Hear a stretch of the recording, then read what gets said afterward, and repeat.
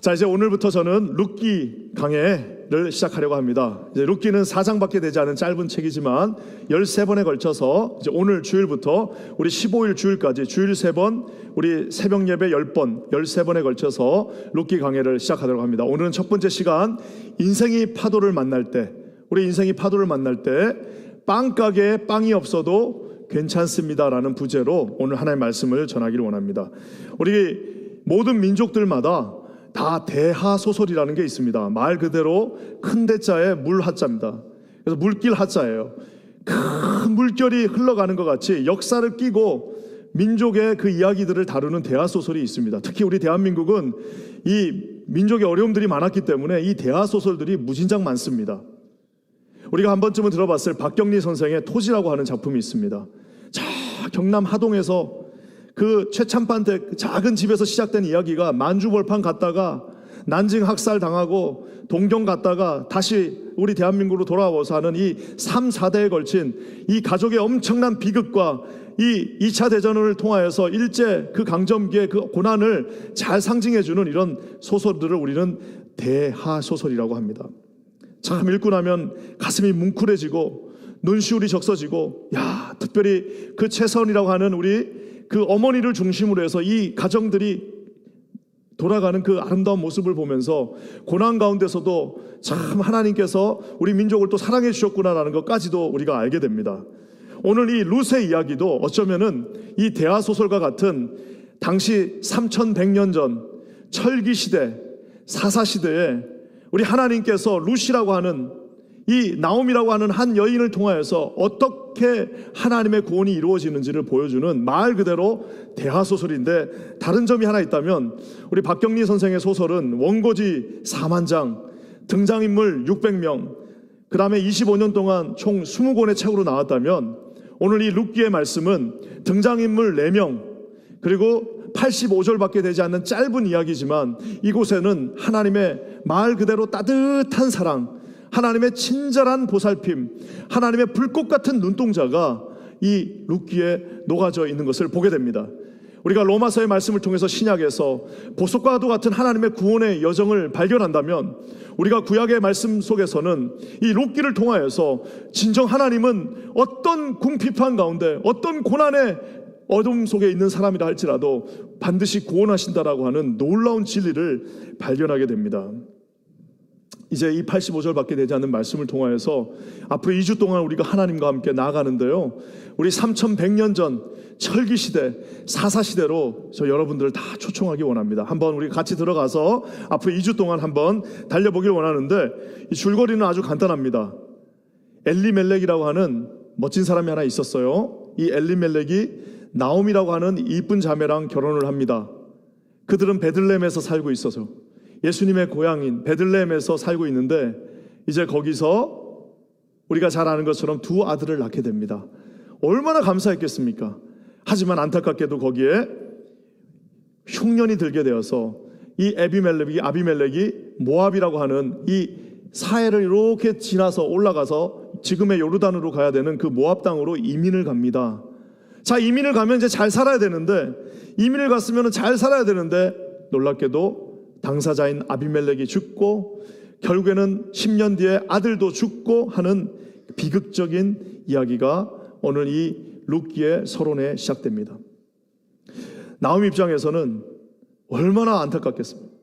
정말 어쩌면 하나님 앞에서 어렵게 여기까지 와가지고 이제 2 아들 겨우겨우 해가지고 남편이 죽어서 어쩔 수 없이 눈물 속에서 2 아들을 잘 키워가지고 그 2 아들을 장가까지 보냈는데, 세상에 하늘이 무너지는 것처럼 2 아들이 아무런 이유도 없이 먼저 죽게 되었습니다. 그래서 어떤 사람들은 이제 그 위에 남겨진 이 룻이라고 하는 이 며느리의 이야기를 중심으로 이 이야기는 효도에 간과되는 이야기다라고 주장하시는 분들이 있어요. 그래서 이 룻기는요, 5월달이 되면, 어머니 날 되면은 아주 열심히 강단에서 설교되어집니다. 그러면 이제 우리 시어머니들은 이거 봐라, 룻같이 니네 해야 된다라고 하고, 며느리들은 아유, 이 룻기 하면 아주 짜증이 나서 룻기 말씀 별로 안 좋아하는 여자분들도 많습니다. 심지어 많은 이 페미니스트들이 룻기 말씀 별로 안 좋아합니다. 왜냐하면 이 뭐냐 이게, 아니 무슨 이런 희생을 강요하냐라고 말할 수도 있는 것입니다. 하지만 오늘 이 룻기는 이런 선입견에 어떤 효라고 하는 인간의 에틱 하나에 부과되어지는 말씀이 아니라 아까 제가 얘기한 것처럼 하나님께서 어떻게 이 보잘것없는 인생에 찾아오셔서 그를 다시 구원으로 이끄시는지에 대한 위대한 여정이라고 할 수 있습니다. 오늘 이 복음의 진수와도 같은 짧은 이 말씀을 통해서 두 가지를 오늘 살펴보기를 원합니다. 먼저 오늘 이 제목처럼 인생에 우리 키보다도 10배가 넘는 파도가 치면 우리가 내 마음대로 할 수 없는 것들이 생깁니다. 하지만 그 가운데서도 우리가 내 마음대로 할 수 있는 것 또한 있습니다. 저는 오늘 이 두 가지를 살펴보기 원합니다. 인생의 파도가 쳐서 우리가 우리 힘대로 할 수 없을 때 내 마음대로 할 수 없는 것이 있는 반면에 내 마음대로 할 수 있는 것도 있습니다. 이 두 가지를 살펴보면서 오늘 첫 번째 이 서론과 같은 시간을 나가기를 원합니다. 먼저 내 마음대로 할 수 없는 것들이 있습니다. 우리 1절 말씀 한번 다시 한번 읽어보겠습니다. 1절입니다. 시작. 사사들이 치리하던 때에 그 땅에 흉년이 드니라. 유다 베들레헴의 한 사람이 그의 아내와 두 아들을 데리고 모압 지방에 가서 거류하였는데, 여기 보면은 아까 제가 얘기한 것처럼 이 엘리멜렉과 나오미가 결혼하는 장면에서 이 모습들이 시작됩니다. 그의 아내와 두 아들을 데리고, 이 에비멜렉이라는 사람이 나오미랑 처음 결혼했을 때 얼마나 기뻤겠습니까? 그리고 이 에비멜렉과 나오미가 하나님께서 두 아들을 그 손에 다 쥐어주셨어요. 얼마나 기쁘고 이 아들 잘 키워야지. 근데 흉년이 들었어요. 모압 땅에 이민 가면서 얼마나 또 청혼의 꿈을 안고 가겠습니다. 우리가 이민 올 때 어떤 꿈 가져오셨어요? 나 대충 살 거다. 그 비행기 타고 김포공항 떠나면서 나는 미국 가서 대충 살겠다라고 오신 분들은 우리 중에 한 분도 없습니다. 내가 비록 고생하지만, 내 비록 영어 한마디 못하지만 난 미국 가면은 정말 내 자식을 위해서 정말 내 몸을 다 바쳐서 내가 멋진 인생 살 거야, 나 아메리칸 드림 이룰 거야 라고 아마 다 다짐하시고 온 것처럼 이 에비멜렉도 나오미와 함께 그런 인생을 추구하면서 여기까지 왔습니다. 근데 오늘 놀랍게도 여기에 인생이 마음대로 되지 않는 것들이 나옵니다. 그것은 그렇게 마음을 먹고 왔지만 결과는 뭐예요? 본인은 죽고 두 아들도 죽고 결국에는 며느리와 시어머니 둘 남아가지고 인생이 완전히 자기가 예상한 거하고는 전혀 다른 방법, 완전히 반대의 방향으로 철저하게 실패해서 완전히 텅 빈 손, 아무것도 가지지 않는 것으로 그 인생이 우리의 눈으로는 실패라고 귀결 지을 수밖에 없게 되었다는 사실입니다. 어쩌면 여기 첫 번째 이 룻기가 시작되는 사사들이 치리하던 그때라고 하는 저 단어 또한 이스라엘 민족도 자기들이 예상한 것하고는 완전히 달라버린 그 삶을 사는 것을 보게 됩니다. 우리가 잘 아는 것처럼 여호수아가 홍해를 가르고 그리고 요단강을 건너서 여리고 성을 무너뜨리고 이 약속의 땅에 들어올 때 이 약속의 땅에 들어올 때 여호수아와 그 모든 백성들이 아마 이렇게 생각했을 겁니다. 이제 우리가 이 약속의 땅을 온전히 하나님 앞에서 다 누리게 될 것이다. 모든 이방 족속들을 다 쫓아내고 이곳에 하나님의 나라를 세울 것이다 라고 그들이 아마 다짐하고 그렇게 생각하고 있었을 겁니다. 하지만 들어와 보니까 만만하지가 않아요. 들어와 보니까 저 산에 사는 사람들이, 저 블레셋이라고 하는 사람들이 우리보다 더 힘이 세요. 그러니까 결국엔 하다가 실패하고 몇 번 실패하니까 주저앉아 버리고 사사시대가 길어지면서 언제 하나님이 우리와 함께 하셨는지를 잃어버린 채 다 자기 소견대로, 다 자기 눈에 맞는 대로 해버리는, 정말 말 그대로 롤레스, 법이 없어지는 무법의 시대가 되어버린, 사랑하는 성도 여러분, 사사시대를 보면은 이 사사들이라고 하는 사람들이 정말 무시무시한 사람들입니다. 삼손 한번 생각해 보세요. 물론 우리가 히브리서 말씀에 삼손이 이제 믿음의 사람이라고 평가를 하고 있지만 삼손 힘밖에 센 게 없어요. 여러분, 힘은 센데 영적이지 않습니다. 힘은 센데 하나님 앞에 서 있지 않아요. 세상에 여러분 그거보다 무서운 게 어디 있습니까? 차라리 힘이 없고 하나님 앞에 없으면 다행인데 힘은 있는데 하나님 앞에 서 있지 않은 사람이 우두머리예요. 그러니 그 나라가 어떻게 되겠습니까? 사사기에 나오는 모든 사사들을 보십시오. 대부분의 사사들은 영적이지 않습니다. 대부분의 사사들은 방종합니다. 대부분의 사사들은 힘만 셉니다. 그러니 여러분 그 시대가 어떤 시대가 되었겠어요? 본인들이 원래부터 꿈꾸던 그런 아름다운 하나님의 나라가 아니라 계획한 대로 남겨지지 않는, 어쩌면은 이방인이나 사사나 아무런 구분이 없어져 버린 그런 시대를 살고 있게 된 것입니다. 제가 목회를 벌써 하면서, 나이가 젊지만 30년 목회를 하면서, 정확하게 32년째 목회를 하면서 많은 사람들이 처음에 결혼할 때 이렇게 말합니다. 우리는 정말 예배하는 아름다운 공동체를 만들 거예요 라고 하면서 두 남녀가 만나서 결혼합니다. 그래갖고 그 만나가지고 아름다운 공동체는 고사하고 주일 성수하는 것도 쉽지 않아요. 나중에는 자식 키우고 막 하다 보니까 둘이 싸우다가 어떤 날은 한 사람은 교회 가고 한 사람은 못 하는 경우도 있습니다. 혹시 오늘도 그런 분들 계신지 모르겠네요.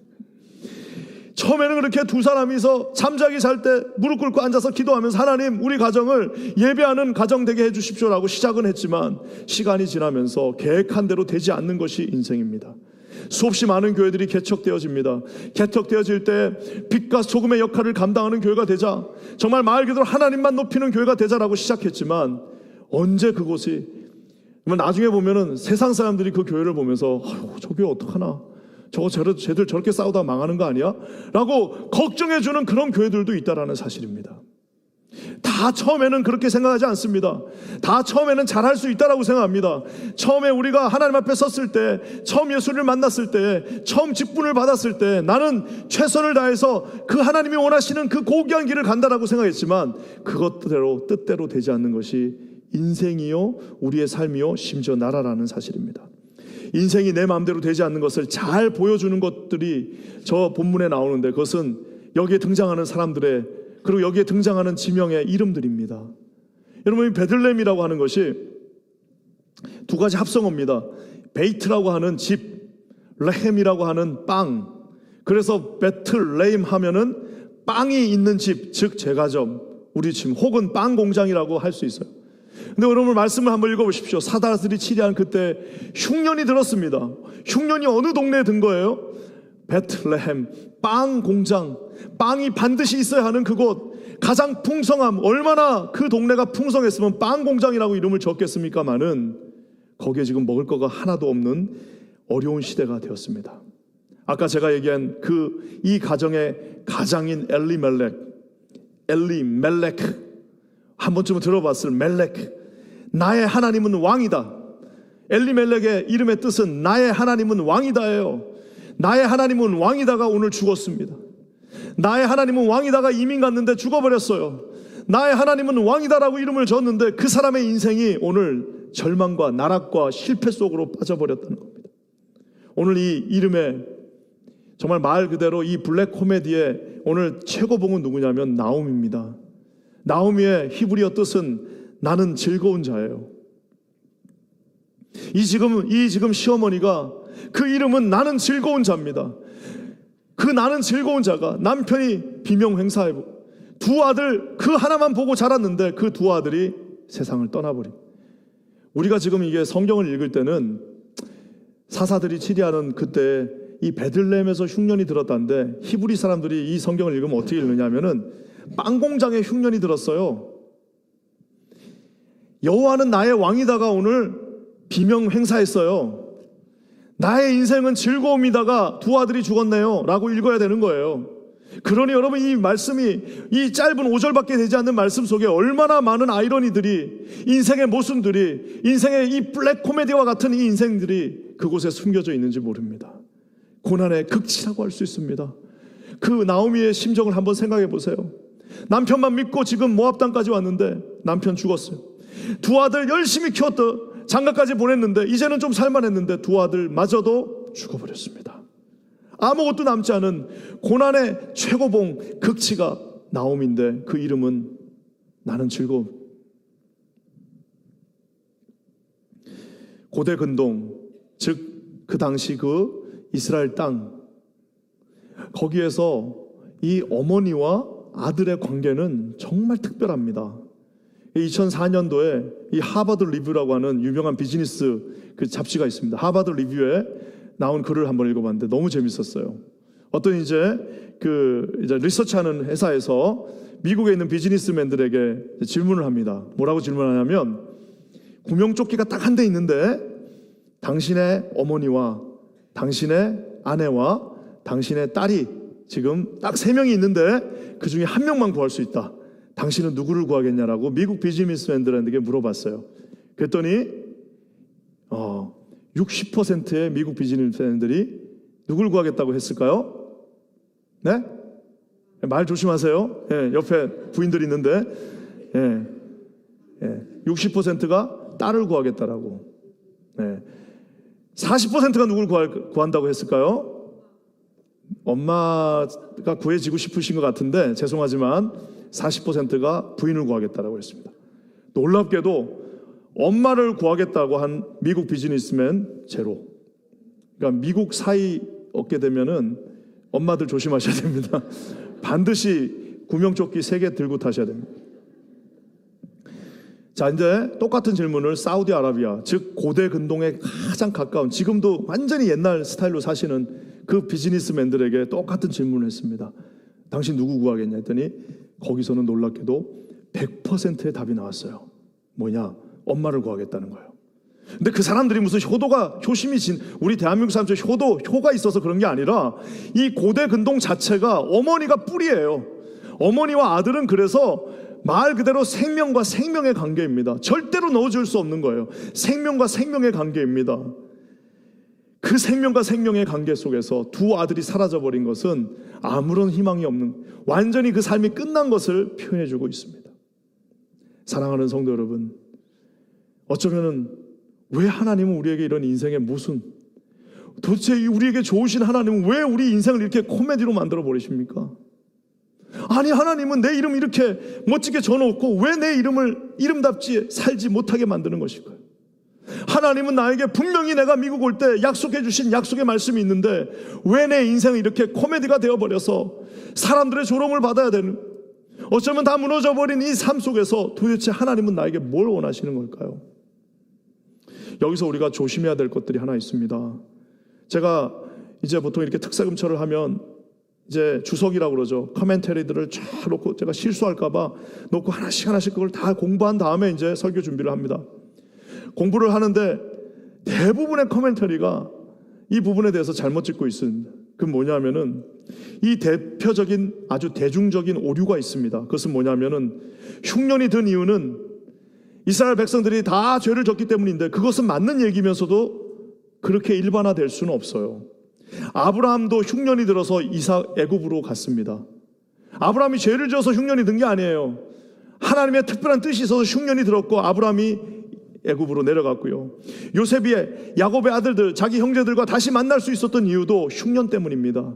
어쩌면 흉년은 하나님께서 주시는, 이렇게 얘기하면 뭐하지만 여러분, 우리가 코로나가 있었을 때 많은 사람들이 저건 하나님께서 우리를 치신 저주다라고 얘기하지만 사실상 여러분 그럴 수도 있지만 그것을 모든 사람한테 똑같이 적용하는 것은 그는 성경을 너무나도 무섭게 해석하는 거예요. 우리 하나님 절대 그렇게 무식한 분이 아니십니다. 니네 다 저주받아라 하고 하시는 분이 아니십니다. 오늘 엘리멜렉의 죽음을 어떤 사람들은 또 이렇게 말합니다. 그 가장이었던 엘리멜렉의 죽음은 약속의 땅인 베들레헴을 떠나서 모압으로 갔기 때문에 이 사람 죽은 겁니다라고 얘기하는 분들도 있어요. 우리가 잘 아는 것처럼 야곱도 7년 동안 애굽으로 피신했습니다. 우리가 잘 아는 것처럼 예수님도 애굽으로 도망가셨어요. 예수님의 부모가 우리 어린 아기 예수를 데리고 피신하셨습니다. 잠깐 가는 것이 잘못된 것은 아닙니다. 엘리멜렉의 죽음은 맞아, 모압으로 이민 가서 죽은 거야 라고 이 호사가들이 말을 합니다. 두 아들은 왜 죽었냐라고 어떤 사람들 봤더니 두 아들이 죽은 이유는 이방 여인과 결혼했기 때문에 죽었대요. 여러분, 이방 여인하고 결혼해서 죽으면은 다윗도 죽어야 됩니다. 김바나바도 죽어야 돼요. 외국인하고 어떤 분들이 이방인하고 결혼하다. 제가 처음에 결혼한다고 그랬을 때 저희 어떤 분이 목회할 사람이 말이야, 이방인하고, 야, 세상에. 내가 말은 안 했지만 우리 아버지 그분한테 우리 아내가 신앙 4대가 아니라 40대 이상입니다. 40대 이상. 우리 대한민국에 4대 이상 없는데 여긴 40대. 근데 여러분, 이 말씀처럼 이방 여인하고 해서 결혼해서 죽었으면은 지금 예수님의 족보에 여자가 5분 나오시는데 5번 중에 예수님의 엄마 마리아 빼고는 다 이방인입니다. 그럼 다 죽었어야 돼요. 이건 말도 되지 않는 이야기입니다. 여러분, 이런 모든 오류들이 왜 나올까요? 우리 사람들은 인간의 고난을, 옆에 있는 이웃의 고난을 너무 단순하게 해석하려고 합니다. 누가 좀 아프면은 저 벌 받았어 저런다. 누가 좀 힘들면 저거 분명히 죄져서 그럴 거야 라고 하면서 이거 나 지금 너한테만 얘기하는 건데, 그러면서 그냥 전화하면서 마치 위해 주는 것처럼 저거 어떡하냐 위해 주는 것처럼 하면서 저거 벌 받아서 저런 거 아니야? 여러분, 하나님께서 그 입술에 정말 제단 숯불 가까이 주시기를 간절히 기원합니다. 우리 하나님 앞에 회개하셔야 됩니다. 어쩌면은 성경은 놀랍게도 그 답을 제시하고 있습니다. 왜 이들이 고난을 받고 있는지 성경은 뭐라고 얘기하느냐? 뭐라고 얘기할 것 같아요? 성경은 아무 얘기를 하지 않습니다. 그게 답이에요. 왜 이분들이 이런 고난을 받는지 성경은 특별한 이유가 없어요. 그냥 담담하게 그들이 고난 가운데 있다라고 묘사하지, 얘들이 고난받는 이유는 이거야 라고 말하고 있지 않다라는 사실입니다. 제가 요즘 인터뷰 프로그램을 하나 하고 있는데, 지난주에 한웅재 목사님이라고 제가 진짜 좋아하는 이 복음송 이 CCM 가수죠. 제가 참 그분 노래 듣고 있으면 얼마나 좋은지 몰라요. 그래서 제가 그날 인터뷰할 때도 원래는 노래 안 하기로 했는데 4곡이나 제가 부탁을 해가지고 그 인터뷰 중에 노래를 4곡이나 하시는데 얼마나 좋은지 몰라요. 근데 그분의 노래는 참 아름답습니다.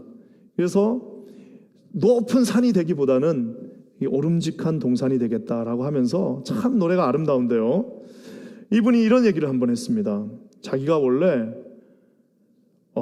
이 시대는, 이 코로나가 있는 이 어려운 시대는 선지자들보다는 그냥 어깨를 기댈 수 있는 이웃이 필요한 시대인 것 같다라고, 이분이 절대 오해하지 마세요 하면서 저한테 얘기해 주셨어요. 그래서 제가 그 얘기가 무슨 얘기입니까? 라고 물어봤더니 목사님이 이렇게 얘기하셔요. 자기가 지금까지 목회를 하면서 정말 많은 장례식을 갔다는 겁니다. 그 장례식에 가서 장례를 집례하기도 하고 장례식에 가기도 하고 갔는데 뭐 그냥 그렇게 하고 슬펐지만 집에 와서는 또 잊어버리고 했는데, 막상 자기 아버지가 돌아가시니까 그 수백 번의 장례하고는 완전히 차원이 다른 장례가 되더라는 거예요. 너무 슬픈 거예요. 너무 슬픈데 거기 누가 와서 당신 아버지가 죽은 이유는 이거 이렇게 하면 이거는, 그 선지자는 성경에만 있으면 되는 거예요. 그때 정말 필요한 사람은 내가 좀 쉬면서 나 지금 울고 싶어요, 나 지금 너무 힘듭니다 하고 했을 때 오셔서 같이 울어드릴게요. 애통하는 자, 함께 애통해주는 자가 필요하다는 사실입니다. 사랑하는 성도 여러분, 교회가 너무 똑똑해져서 왜 이렇게 신학자들도 많고 교회 왜 이렇게 답을 주는 사람이 많은지, 이거는 이거야 저건 저거야 라고 하면서 말하는 사람이 되기보다는, 오늘 룻기에 나오는, 성경은 어쩌면은 무시무시한 이야기들이 많지만 이 룻기 이야기는 너무너무 따뜻합니다. 그래서 오늘 제가 전체 제목은 뭐예요? 룻기, 그 따뜻한 사랑이에요. 그 친절한 하나님의 돌보심입니다. 그 정말 하나님 앞에 불꽃 같은 눈동자로 우리를 따뜻하게 돌봐주시는 하나님의 사랑이 이 룻기에 있다라는 사실입니다. 오늘 이 이야기, 인생의 파도가 칠 때 우리가 할 수 있는 거 아무것도 없습니다. 하나님도 그냥 말해놓지 않으셨어요. 하지만 여기서 스토리는 끝나지 않습니다. 반드시 하나님의 소망이 있는데, 우리 5절 말씀 한번 읽어보겠습니다. 이 5절, 절대적인 절망에도 소망이 있습니다. 한번 다 같이 읽어보겠습니다. 시작. 말론과 기론 두 사람이 다 죽고 그 여인은 두 아들과 남편의 뒤에 남았더라. 말론과 기론은 두 아들의 이름입니다. 말론과 기론 두 사람이 다 죽고 그 여인 나오미는 두 아들과 남편의 뒤에 남아있다. 살아남은 자의 슬픔입니다. 말 그대로 시의 제목처럼 간 사람들이야 천국 갔으니까 괜찮지만 살아남은 자의 슬픔, 이 나오미의 슬픔을 누가 도대체 이해할 수 있겠습니까? 근데 오늘 놀랍게도 히브리어는 남편의 뒤에 남았더라라고 하는 저 말은 특별한 소망이 있는 말입니다. 아들들은 다 죽고 소망이 없지만 남았다라고 하는 저 쉐아르라고 하는 저 단어는,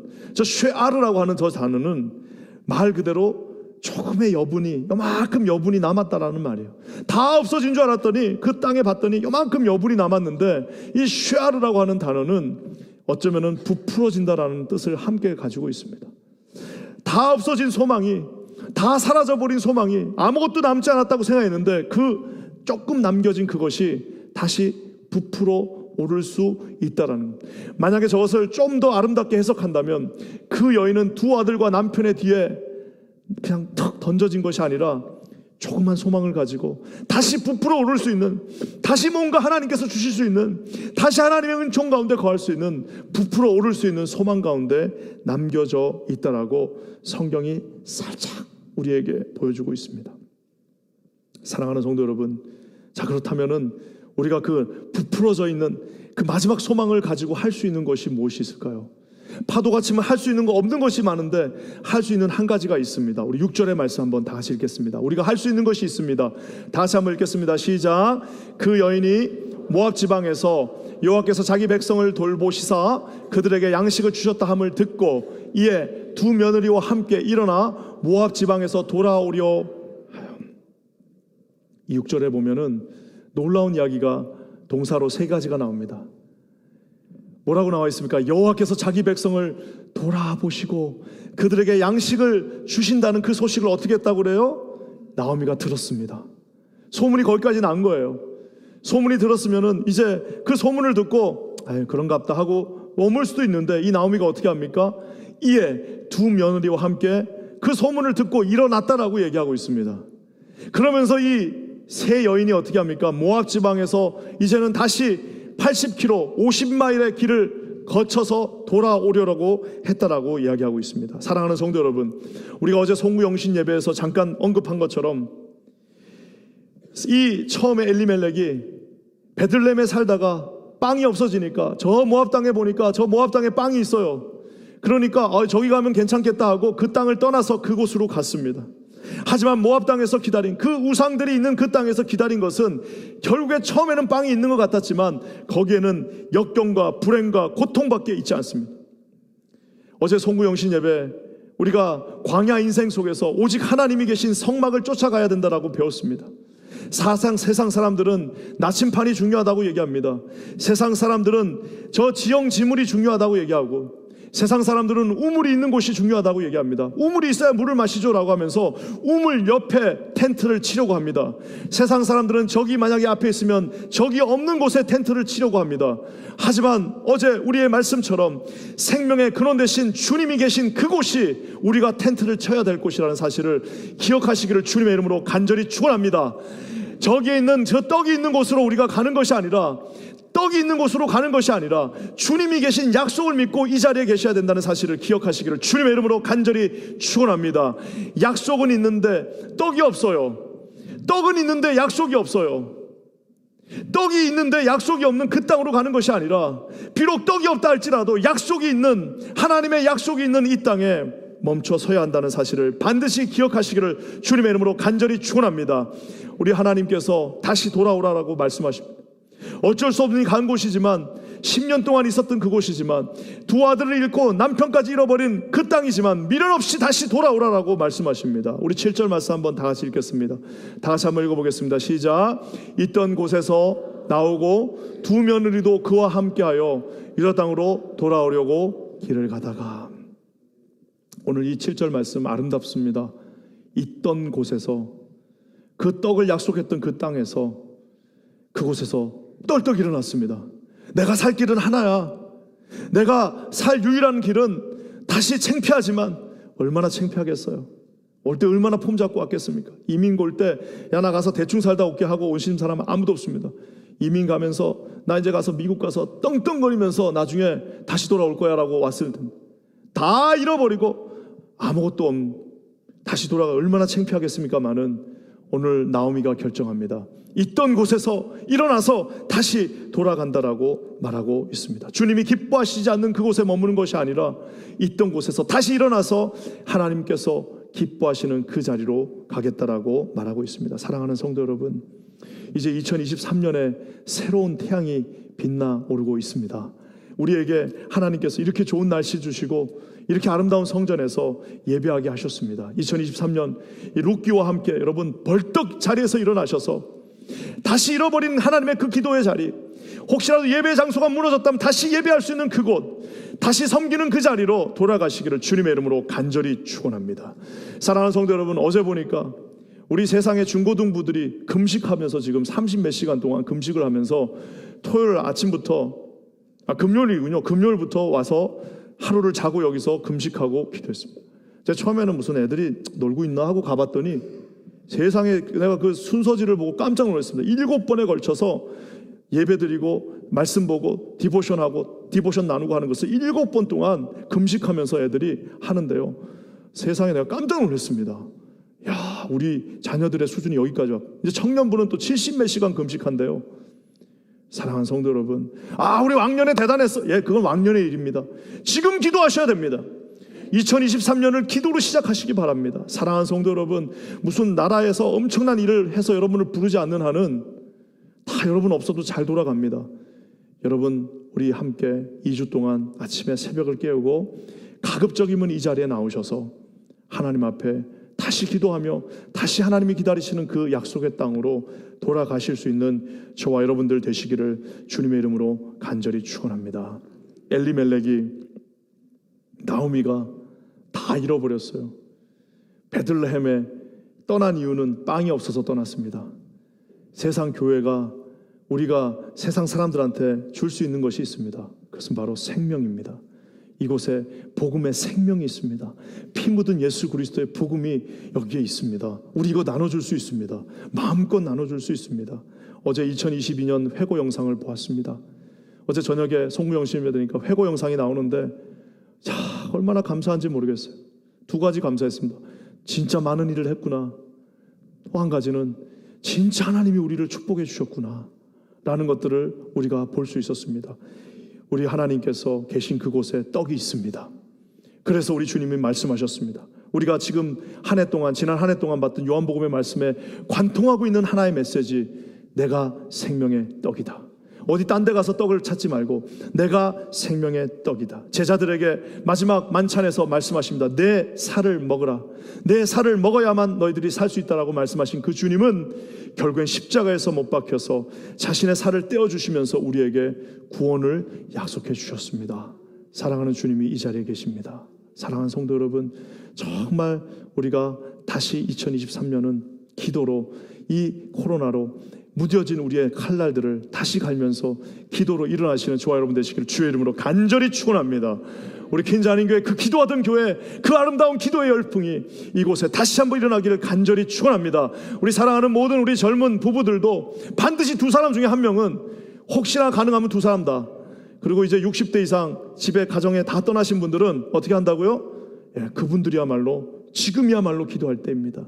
하나님 앞에 이 기도의 자리에서 함께 모여 베들레헴, 하나님의 약속의 생명의 떡이 있는 이곳에서 올 한 해를 승리하실 수 있는 저와 여러분 모두가 되시기를 주님의 이름으로 간절히 축원합니다. 함께 기도하겠습니다.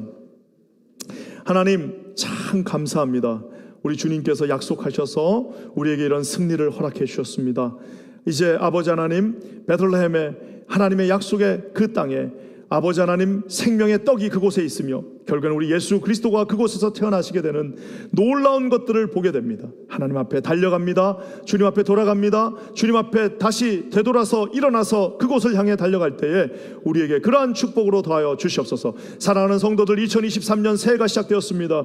하나님의 한량없는 은총으로 함께하여 주시고 생명의 약속과 생명의 떡과 생명의 놀라운 그 축복이 이 자리에 있음을 깨달아 하는 저희들 되게 하여 주시옵소서. 그러한 놀라운 일을 이루실 주를 찬송하며 예수님의 이름으로 간절히 기도합니다. 아멘.